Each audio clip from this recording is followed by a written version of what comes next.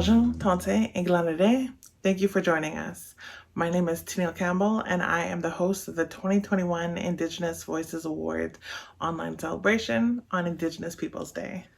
So as some of you may know, like I said, my name is Tennille Campbell. I am Dene from English River First Nation, which is located in northern Saskatchewan, and I am Métis on my mother's side from the Batoche region. I am currently filming in looks around in Saskatoon, Saskatchewan on Treaty 6 territory, and I'm glad to be here. I'm excited.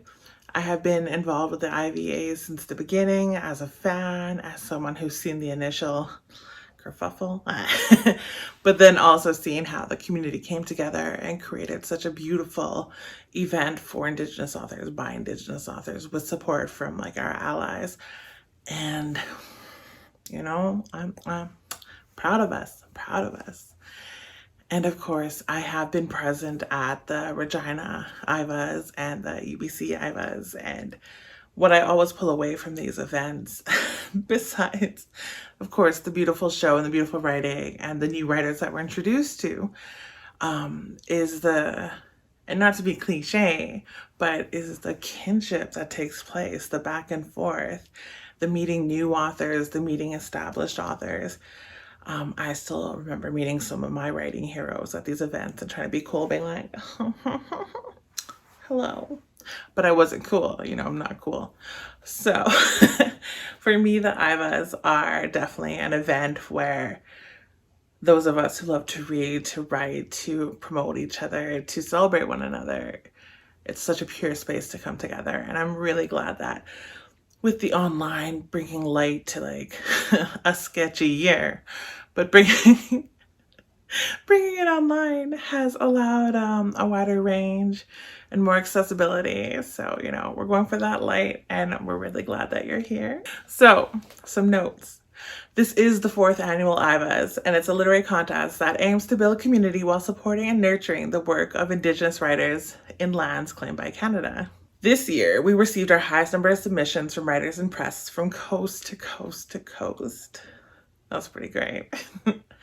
Today, we celebrate an exceptional group of 27 finalists recognized over 9 categories for work both published and unpublished and in French, English, and Indigenous languages. My favorite. For the next hour or so, you'll hear directly from the writers and learn more about each nominated work. And we're giving out $39,000. So let's get started. Dang. Before we get started though, we'd like to congratulate and acknowledge all of our 2021 Indigenous Voices Awards finalists.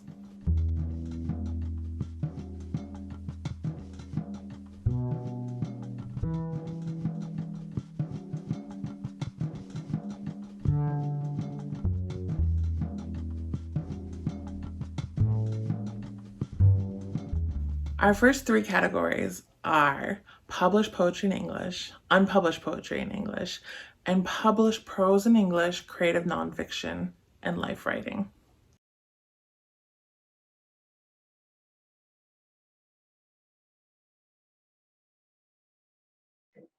You never went to hell on venials. A hard life lived, starting as a babe in the Northwest Territories. A simple life then of hunting and trapping and running and running and running away from residential school. Had to be there for his dad to get the government checks based on the boy's school official records. But the land lured him, trapped him instead, and called his name over and over and over again until he ran and lived young and alone, but free and happy on a barren flat scape at 12 years old.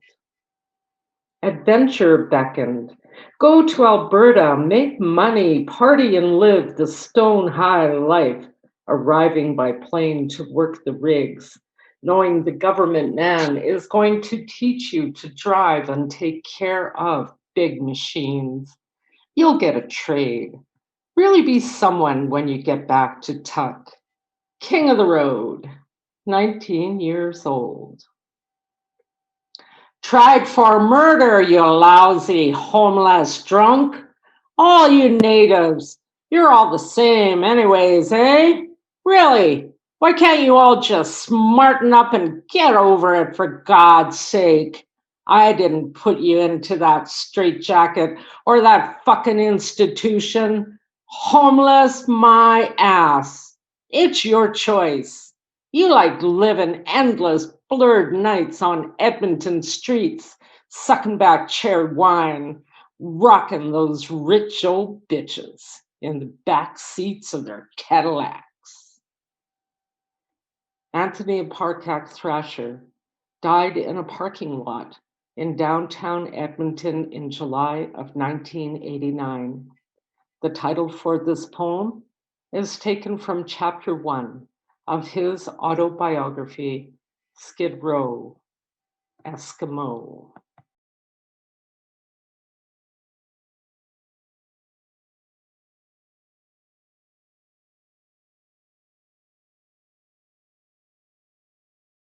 Raising forests.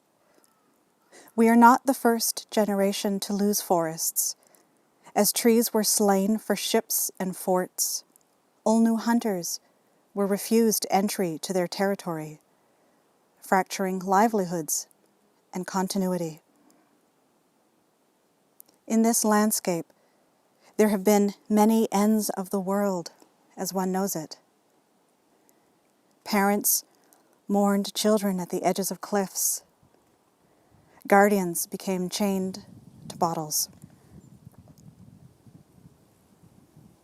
To know the stories as story carriers do is to constantly taste scars where the wounds had long punctured through. People already devastated by massacres of forests. Each new generation's lost battle to save trees. Too many centuries of someone's world in pieces. Let's tend to the forests like prophets. Encourage them to wilder in old growth and watch them mature into being. I had a friend who would press his hand on the accumulating ice in a freezer repeatedly over months, until his hand claimed its own space in the deep freeze. In my habit, I imagine the imprint of a hardened hand on the soul of a child, turned adult, turned child again, by memories that won't give up their hold. Ice giving way to repetition and the slow melt, the slow and lustful surrender of one force to another. The learned helplessness of the ice matching the despair of a child turned adult, turned child again. Fractal beauty melted by frequent, unprepared, unsafe touch.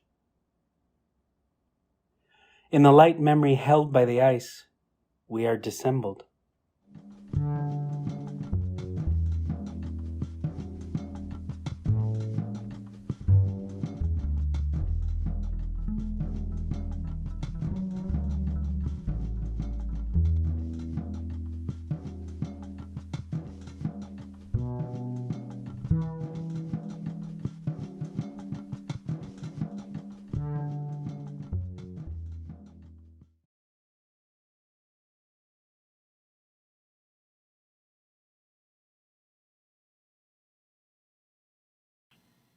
Ode to Diabetes.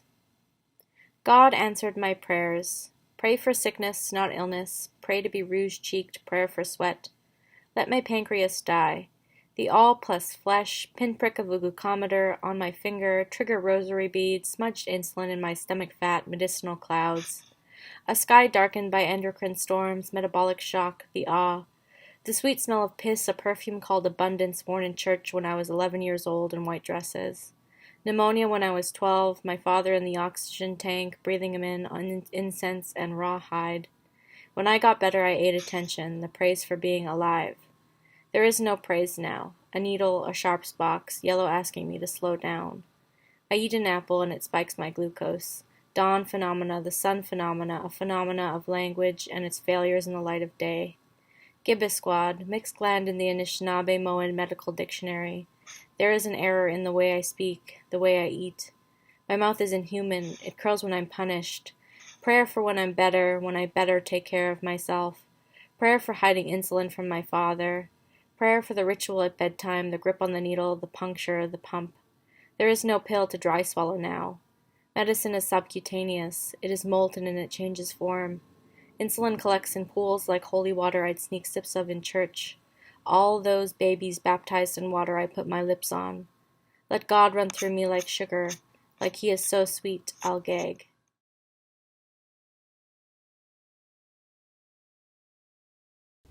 A manifesto for the morning and forever after. So, you curated yourself into someone miraculous and true. You know the type. You worked and prayed until you became her, the one you'd admired when you were young, the one with freedom dripping, bright spirit shining, and then he saw you in all your grace and glory, sovereignty blooming, and made his wish for you, because who could blame him? That's what you get for being extraordinary. So he fell in love with you because of course he did. And too often they cannot help but interfere, stumbling through your home. All those might have been great men, now writing hasty poetry, desperate to hold on, waving hands around, crying I love yous, as their thick-soled city boots stomp heavy on your wooden floors. And who gave you the right to call her by her first name?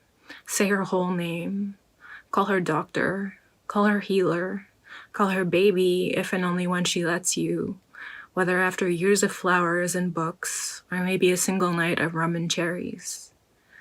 Name her genius, praise her curiosity and listen hard, admire her ferocity and attend to her appetite, lay her feet on cool cotton sheets in the summer, silk wraps for her hair. Tell her this one is a happy ending, but never make a promise you do not intend to keep. Take off your boots before you come in.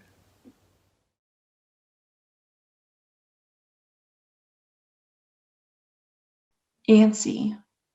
A common misspelling for antsy, like having ants take voyage upon me. My body actively participates in churning butter as I speak these words aloud. With my consent, my mind maps out all the roads and all the routes of rigid rules as a means to uncover what is lost, or what I've lost, and what I've consensually let go of. She said to me, "Don't you worry. It's inevitable. Your 10-year-old body is not that of a boy.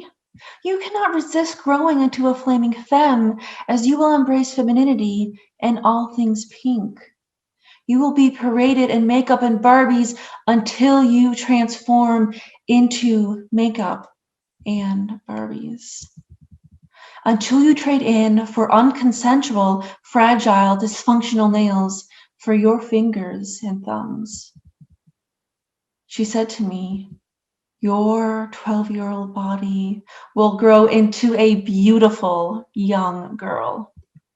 You will embrace makeup as much as breakups and getting hurt.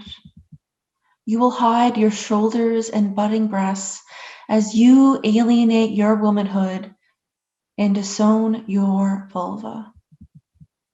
You will trade in your baggy butch clothes for tight tube tops and short skirts to only be sexualized by boys and men for your tight tube tops and short skirts. You will cover up. You will be feminine. You will reveal yourself. You will be vulnerable. And you will be feminine."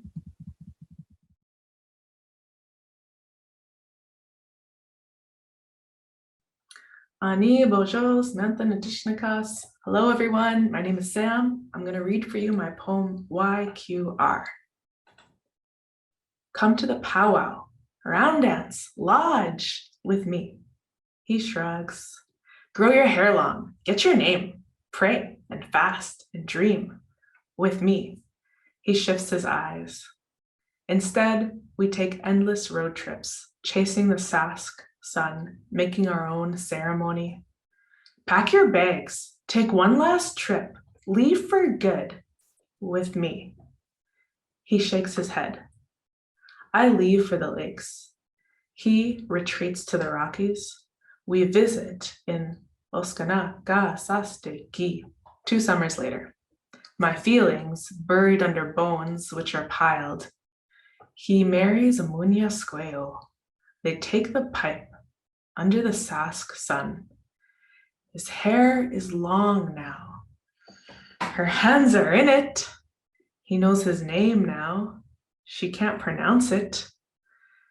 I return to the lakes, trusting Gizi Saskatchewan holds this Nehal Napio, even if his wife is white. That's it. That's the poem.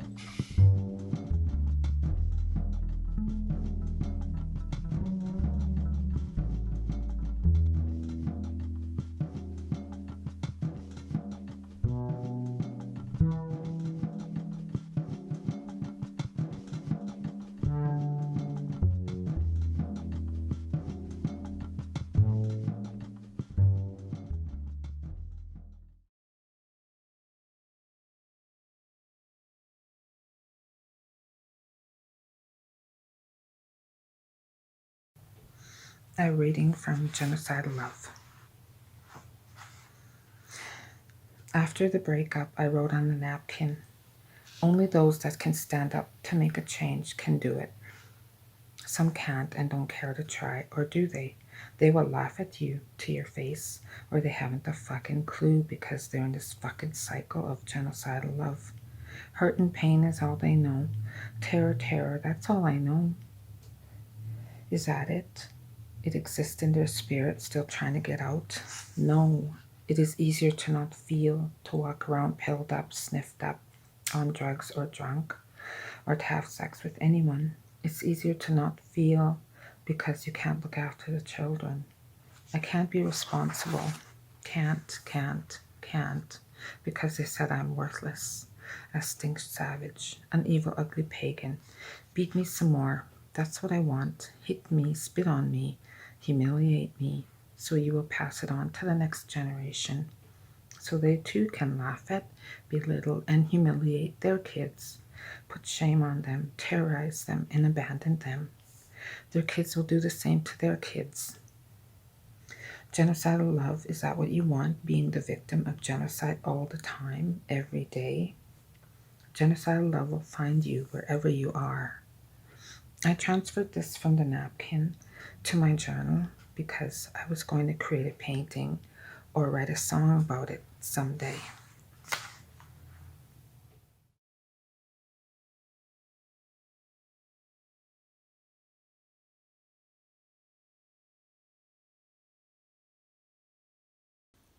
Hello, my name is Michelle Porter, and I'm honored to be shortlisted for the 2021 Indigenous Voices Awards. I'm going to read right now from the introduction to my most recent book of creative nonfiction, Approaching Fire. The book is about my great-grandfather, Bob Goulet, who was a very well-known Métis fiddler in his day. You're on the first page of the family tree book, right there. From my mother to her mother to you, my great-grandfather. Sometimes the stories I've heard make me forget that I've never met you. I've never called you Pepe while you were there across the room, about to look up and see the child asking for your attention. With each letter, I travel deeper into an old fire started by our ancestors. With each word I place on paper, I am looking for you. I'm looking to understand your place in the Métis Nation and my place as your relation. I write to understand the story of our belonging to each other. Writing is a way of calling out to you. We never belong to each other in the way grandparents sometimes belong to their grandchildren. You never fried pancakes for me the way you did for my mother, and you never played fiddle in any kitchen I danced in. You were gone before I was born. Yet, each time I find some new detail about your life, the thread that that pulls between now and back then gets tangled up in the wings of an emotion I can't name, and it takes days to unravel.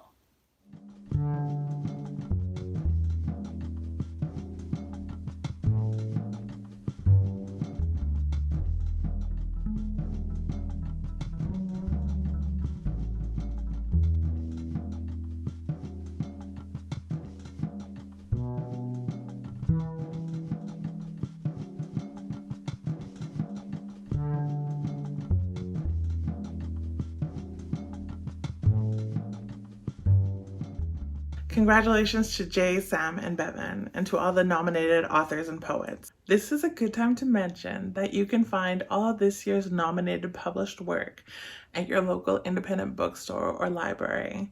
Showing your support of Indigenous writing helps get more of it published, and we sincerely appreciate it. I'd also like to acknowledge that the IVAs are funded through donations, and anything you give will go directly to maintaining the awards so that even more writers can be honored for their work. Visit indigenousvoicesawards.org to learn more or to donate today. Go donate today. Now let's hear from the nominees in our French language awards for prose and poetry.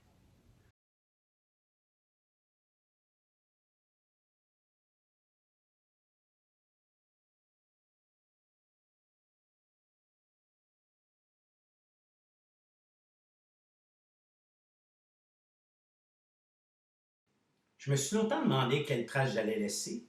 En vieillissant, je peux vous dire que je m'en sac totalement. Ce ne sera jamais toi qui vas décider quelle trace tangible ou intangible tu vas laisser. Ce sont les autres. Les autres ont le droit de vie ou de mort sur l'empreinte de tes efforts, à marquer leur conscience. Tu peux travailler fort toute ta vie à ce qu'on se souvienne de toi, mais c'est pas toi qui vas décider si ton nom va apparaître dans le dictionnaire. Tu peux toujours aller écrire ton récit sur Wikipédia si tu veux, mais ça n'aura rien à voir avec la véritable mémoire qui consiste à frapper si fort les esprits que même une armée d'effaces n'arriverait pas à atténuer ta trace. Mon oncle Jules est un de ceux-là. Un de ceux qui devraient voir leur nom briller dans nos livres d'histoire. De ceux que certains ont essayé d'en effacer la moindre de ces traces. Mais ils n'y arriveront pas.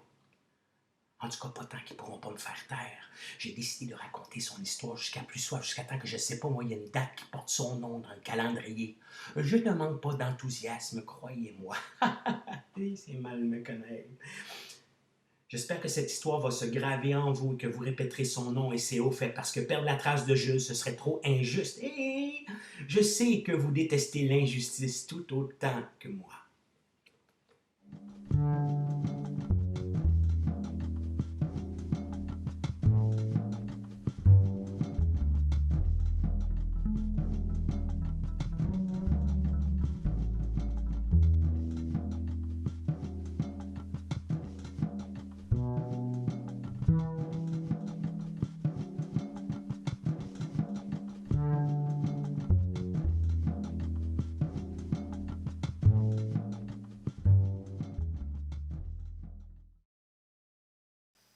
Kwe, bonjour, hi. Quotidien. Lancer des avions de papier, plonger dans la piscine, sauter par-dessus la clôture, couper des carottes, se cacher dans le garde-robe, kicker un ballon, grimper à un arbre, regarder les étoiles, se faire traiter de sauvage, courir dans un champ de fleurs, tomber dans un trou, faire un bonhomme de neige, perdre sa première dent, lancer d'autres avions de papier, jouer du piano, ramasser ses crayons, se faire traiter d'hostie de sauvage, souffler des bulles de savon, regarder des feux d'artifice, flatter un chien, manger un gâteau de fête, magasiner, faire le plus gros des châteaux de sable, se faire traiter de gros Christ de sauvage, manger de la crème glacée, se masturber, aller voir un show d'humour, tomber sur la glace, conduire son premier vélo, assister à un mariage, cuire des guimauves sur le feu, entendre un bébé rire, faire le ménage, se faire traiter de fif. Manger du chocolat, dormir, rêver, ouvrir un cadeau, écrire une lettre d'amour, éternuer, jouer de la musique, pleurer dans son lit, lire une bande dessinée, se faire traiter d'hostie de fif, aller à sa première date, trébucher dans l'escalier, acheter de l'alcool, prendre un bain chaud, écouter un film d'horreur, faire un dessin, se faire traiter de crise de gros fif sauvage.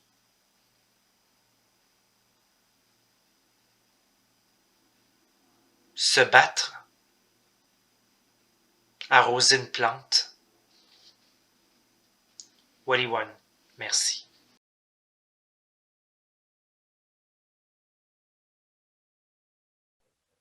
Me sauter à la gorge, me mordre jusqu'à craquer les os de mes jarrets, m'éventrer, m'en sortir les tripes saignantes.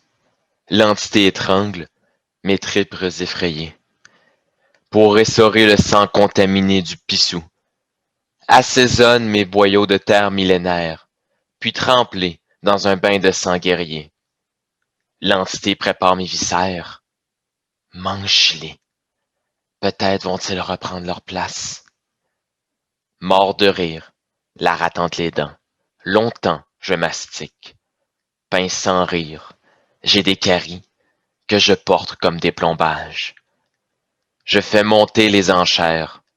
Avec les autres adeptes de ma discipline, je dis, moi, c'est pire. Comme le matador qui fait harakiri devant le taureau à l'agonie. Je me mets racine à nu, bénévolement, rendre son âme sans remboursement, payer le prix. Je me fais croire que le crépuscule ne deviendra jamais la nuit. Je vais courir jusqu'à confondre mes pieds et les troncs moisis. Je ne vois que du noir, comme si j'étais aveugle. Je vois le verre à moitié vide. Je meurs de soif.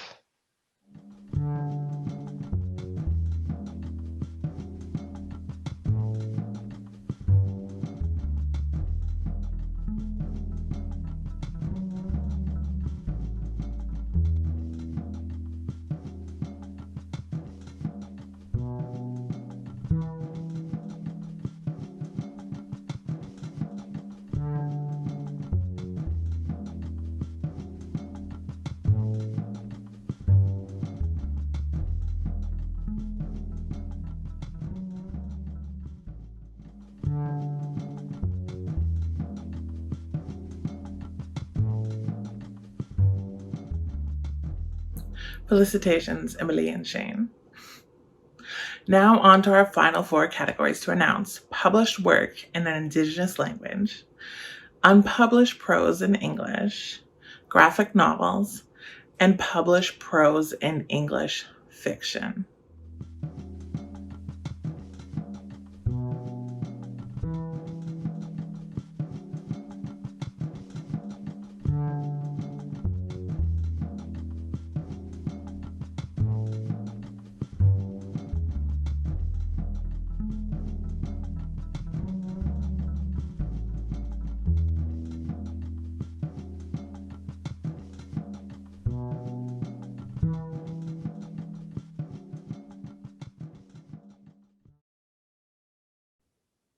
Uvlumi atiga igluguk.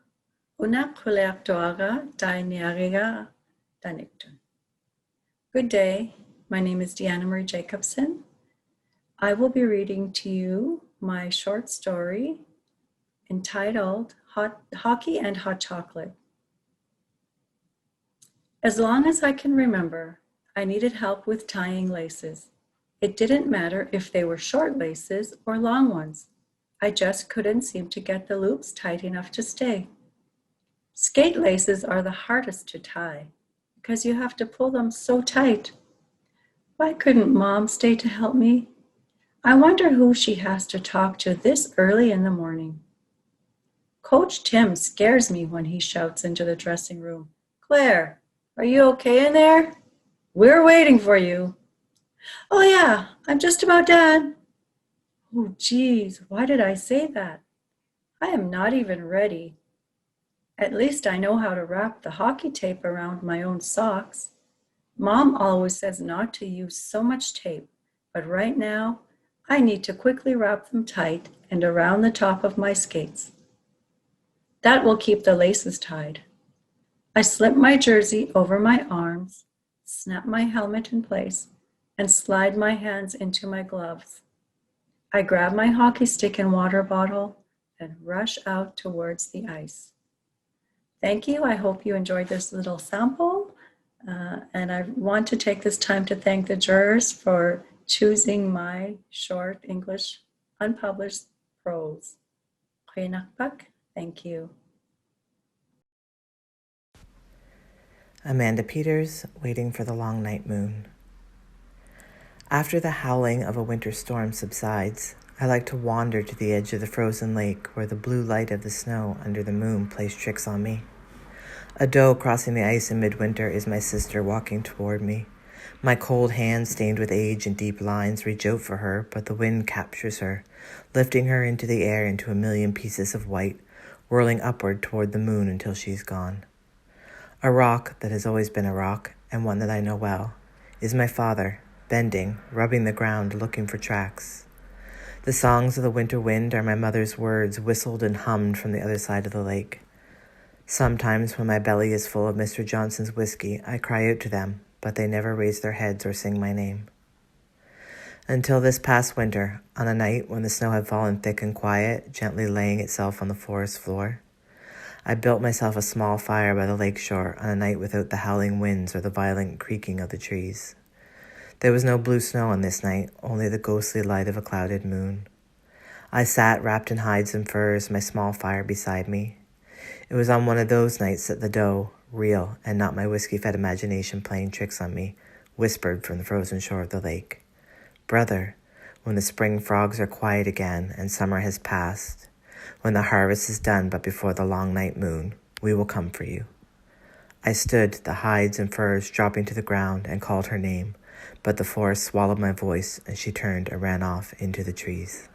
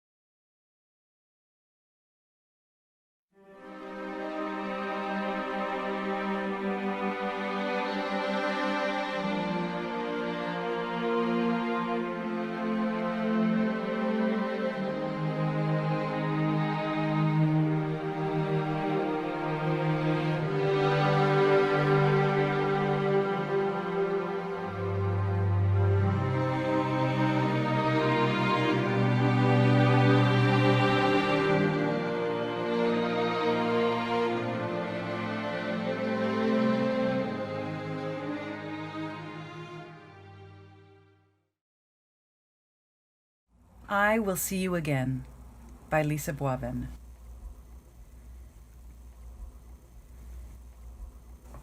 For my brother Dirk. How did it get so dark? How did you get so dark? How did you get so far away? I will fly over an ocean. I will wrap you in cedar. I will carry you back into day. I picked up your body from the funeral home. You had chosen to be cremated, which turned your body to ashes. It felt so strange to hold your body in a small, heavy box. A box that was once a man. A box that was once my brother.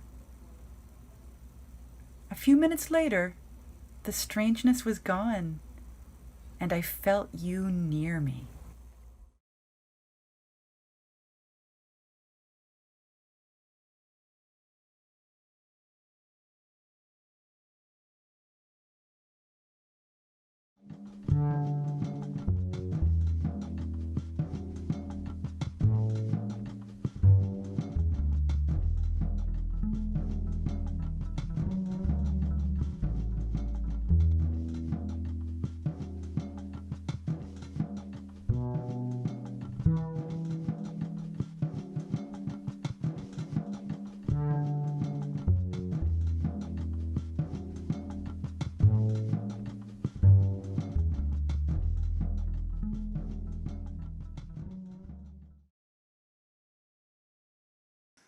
For as long as I can remember, I've always liked fire. I mean, really liked fire. I never thought it was a big deal. Who doesn't like fire?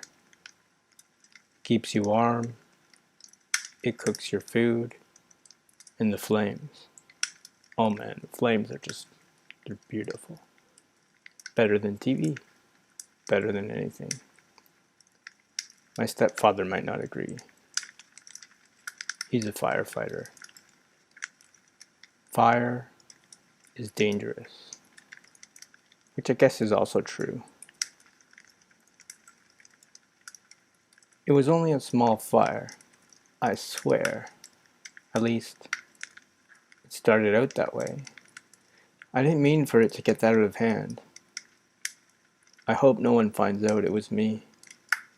I didn't mean to cause so much damage, so much destruction. I mean, yes, I set the fire, but it was an accident. I swear.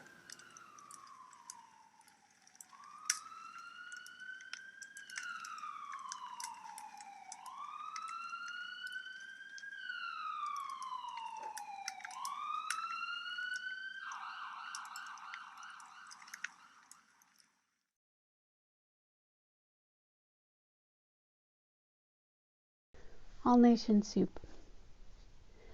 My granny used to make this thing called All Nation Soup. It was basically hamburger soup, but it had 4 kinds of beans in it.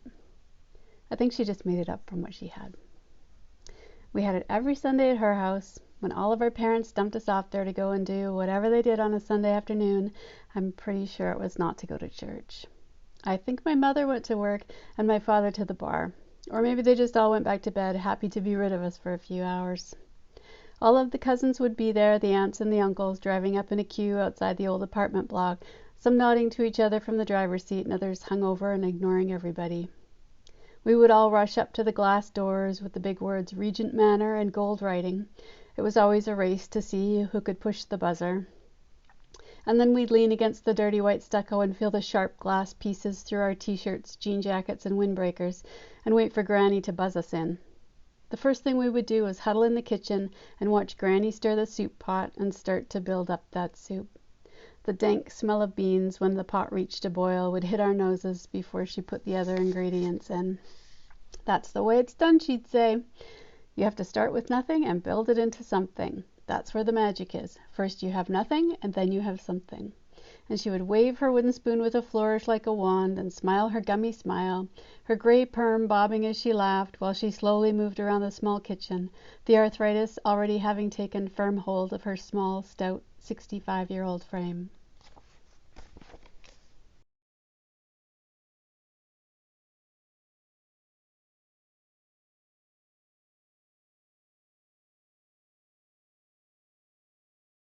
Tanse, I want to thank the Indigenous Voices Awards for adding The Case of the Missing Auntie to their list of nominees. Here's a little bit of the book. We'll see buildings soon. Sam continued to scan the skyline from his seat. We'll see them when we get past those trees and on that corner. Tim pointed up the highway. Otter and Chickadee, who had never been to the city, both breathed deeply as the excitement built within them. Chickadee wanted to fly out of the van and stand on the corner up ahead. Otter's foot maintained a steady tap against the floor. The highway rolled on. The trees they were passing were different from what they were used to at home. Mile after mile, a leafy tree spread their green arms and defined field after field of growing crops. The rocks didn't stick out of the earth here. The earth was fertile, black, not the sterile white mud of the res. Chickadee looked at the bottom of her pant legs. Sure enough, pale limestone dust from the Windy Lake First Nation shaded the hem of her black jeans. There, see? Samuel pointed off into the distance. The trees had cleared, and the car was now headed towards a long stretch of fields. Chickadee saw nothing that looked like a city to her. Where is it? Otter was also confused. Tim leaned forward from his seat in the middle and pointed out some black rectangles in the distance. There, see? Those things that look like black pipes sticking up. Otter squinted. Really? But they're so small, and there's only a few of them. Auntie Maud guffawed. We ain't going to New York, sunshine. She gave the steering wheel a slap as she laughed. Not every city makes the movies, and we're still 20 clicks out. Otter sat back in his seat and watched the city approach. Chickadee sighed. She was a bit disappointed. She reminded herself not to have too many expectations. Samuel leaned over his older brother and touched her arm. Don't worry, it gets bigger and better. Tim gave her a nudge. We'll take care of you. Chickadee smiled and shrugged. It concerned her more that Tim felt the need to take care of her in the city. She turned back to the window. The city was a little nearer now. It looked like a handful of children's building blocks clustered on the horizon. Chickadee remembered a documentary on the pyramids in Egypt, Asia, and South America. Mankind's first big buildings were piles of big blocks. She was looking forward to seeing the pyramids' great-great-grandchildren up close. That's part of a chapter from The Case of the Missing Auntie. Thank you for listening.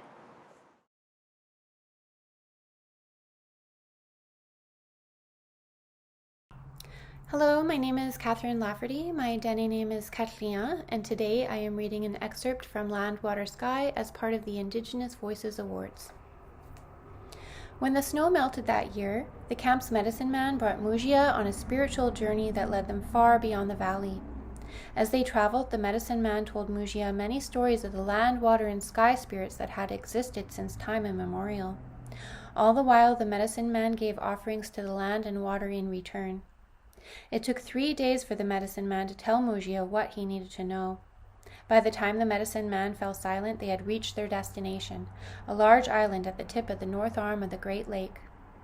The medicine man gave Mujia the tools to start digging and pointed him towards a large pile of driftwood that was layered in the shape of an owl to keep evil spirits out.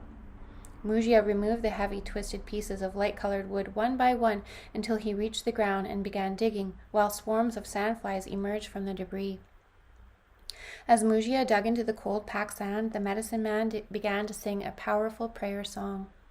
The song was quiet at first, but grew louder and louder as Mujia dug deeper, until he hit something that felt out of place and stopped, the medicine man singing stopping with him. Mujia pulled out and dusted off a piece of wrapped cloth covered in damp crumbs of clay. He unwrapped the moose hide that it was bound in and unraveled a layer of softened zoinzi root, revealing a large claw within. Just then a flock of sandpipers lifted off the ground and startled Mujia, causing him to drop the claw into the sand, the point of it facing skyward. The sandpipers' tiny bodies flew in perfect sync with one another, landing on the wet sand a few feet away and beginning their morning hunt earlier than anticipated, pecking at the mud for mollusks with their long, skinny beaks.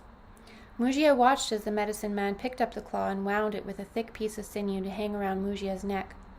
Inku, the medicine man told Mujia to wear it at all times to protect Yata from the curse. Mujia bowed his head respectfully, boldly accepting the responsibility that was now bestowed upon him. From then on, Mujia protected Yata as best he could. He often accompanied her to the edge of the valley, and it was there that their friendship changed into a love for each other that continued to grow. Thank you very much. Masicho.